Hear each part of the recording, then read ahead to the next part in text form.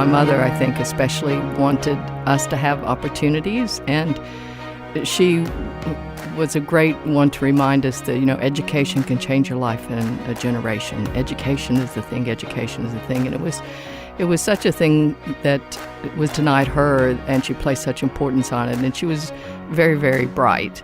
And so that was her big drive, was for us to be educated, and it never occurred to me that we wouldn't be. It made me smile when I heard that Peggy O'Neal's been appointed the new Chancellor of one of Australia's most prestigious universities, RMIT. Peggy's the first in her family to graduate university, so she sure knows a little bit about how important education is to a person's life. And having spent a couple of hours interviewing the Richmond Football Club president, I can confidently say two things about her as a leader. The first, she's not afraid to take on a big challenge. And the second is, you'd better believe she's thought long and hard about it and done her due diligence before she makes that big leap. She was famously the president when the Richmond Tigers won their first premiership in 37 seasons, not to mention the first woman president in the AFL to win one. I'm Kellie Riordan, and this is Curveball. And what Peggy does as a leader is she stays the course. She's resilient and persistent, even when things get tricky. 2014, we got off to a really bad start. And it was a famous year. We had to win 9 games in a row to get into finals, and we did at the end of the season. And so we're in finals again, and we lost. And 2015, we started out much better, and we're in finals again, and we lost. And by then, the CEO and I were talking that there's something not quite right. We're good, and we're very competitive now, but we're not winning finals. And so the coach's contract, the coach who had been with us since, hired him in 2009, and he had taken us to finals 2013, 14, 15. And the decision before the board was whether we should extend his contract. And we wanted to announce it before the season started, because once the season starts, everything gets caught up in how many games have you won, how many games have you lost, and that should dictate how the coach is going to go. And we thought, no, we want to make it without that kind of pressure.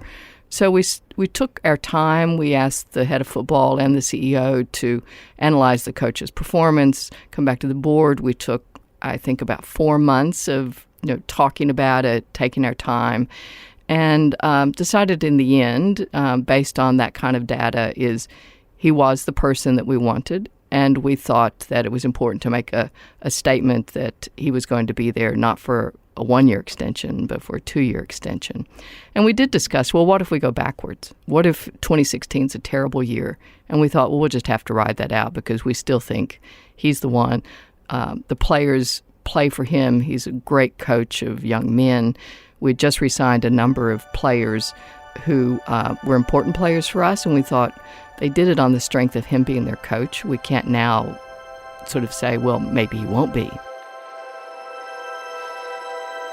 And that's the thing with Peggy O'Neal. She's not the loudest leader out there, and I know good governance and processes might not sound like the most exciting entrepreneurial topic, but Peggy has this incredible track record of instigating great processes and reviews. And that's the stuff that helps to take an organisation from good to great. And then, of course, you have to trust the people around you to do their jobs, and to trust the culture you've built to see it through. What happened in 2016 is we didn't do well. We were on our way to not even making finals, which we didn't, and some people got impatient. There was a little bit of, we knew that would happen when you had a woman who didn't play football, and so there were like 3 groups who came out separately and said, we want you to leave the board. You could take the coach with you while you're on your way. And it was like, well, I just don't think that's going to happen. And while there's a lot of media and people like to see bad things happen, and there's Richmond, and this is what they do all the time. They're always destroying each other, and here's just another example. They'll start another 5-year plan, and I do remember saying, if we keep starting over, we'll always be starting over. If we change now, why don't we see this through? We made it on solid, evidence that this was the thing to do, and you don't get rid of people in business if they have a bad quarter in sales or something, unless there's something else wrong. If the fundamentals are right, you give people a chance. So we, as a board, the board was very united in saying, well, whatever you think, you go deal with them. And so the CEO and I did, and just went back to the principles of we've been elected to do a job. The members elect the board, and the board elects the president. And until someone else gets elected, we'll just keep doing our job.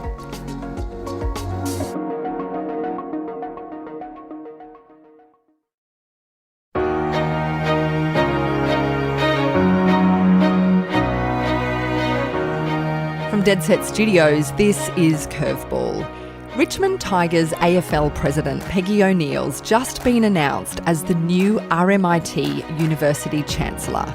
And the thing is, when you're really invested in a community or a company or a university, you have to give it every chance to thrive. And that means whether things are working or not, you have to be open to examining the way you do things. Again, we as a board had decided some time ago, before we had an actual case, that we ought to determine how we would handle misbehavior across the whole club, players and staff, because players get a lot of focus, but the admin staff side of things is there are more people there than in the football department. So anyway, it was going to be across, and there were issues at other clubs at the time, and we started talking about, well, how would we handle that? And we actually had been working with an ethicist to come in and do some hypotheticals just to get us sort of thinking about these sorts of issues. So we thought, well, before we have an actual emotional situation, let's come up with the way we're going to handle things. And if it's criminal is one thing.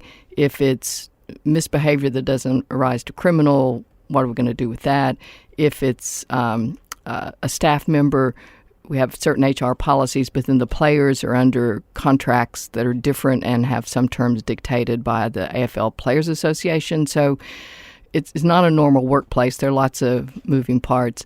And so we came up with a method of how we wanted to handle things and work on the basis of no surprises. The CEO's there every day. If you find out something that hasn't yet made the press or hasn't been made public in some other way, then you need to determine whether it's something you can handle.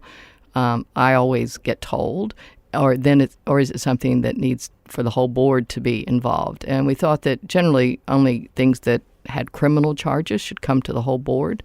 But of course we wanted to know.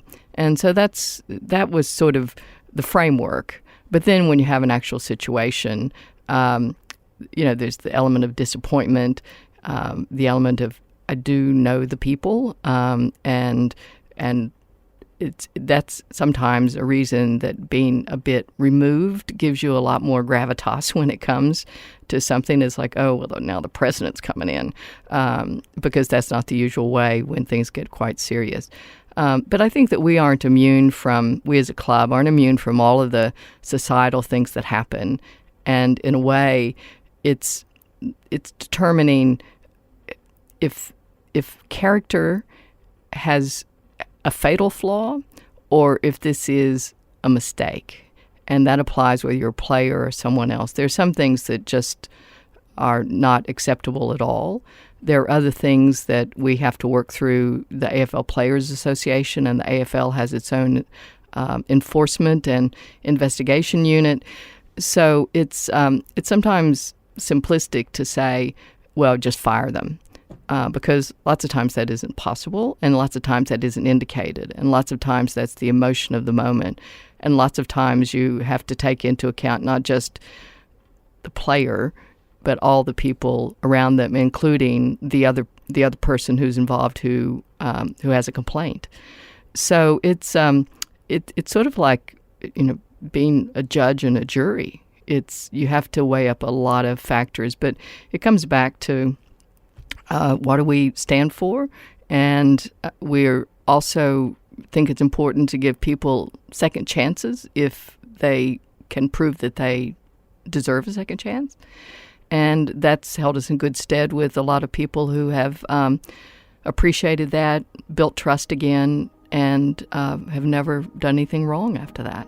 So it's you're dealing with a lot of young people in a very high-profile situation. That's incoming RMIT Chancellor and Richmond Tigers Australian Football Club President Peggy O'Neal. She's such a well of knowledge and experience. And look, if you haven't listened to Peggy's full Curveball episode, just scroll back in your podcast feed and find it. You definitely won't regret it. And while you're there, why not leave us a 5-star rating and review? We'd love to hear your thoughts on what you're enjoying about Curveball. You can suggest a guest by going to curveballshow.com. This episode was produced by Rachel Fountain and Liam Riordan for Dead Set Studios.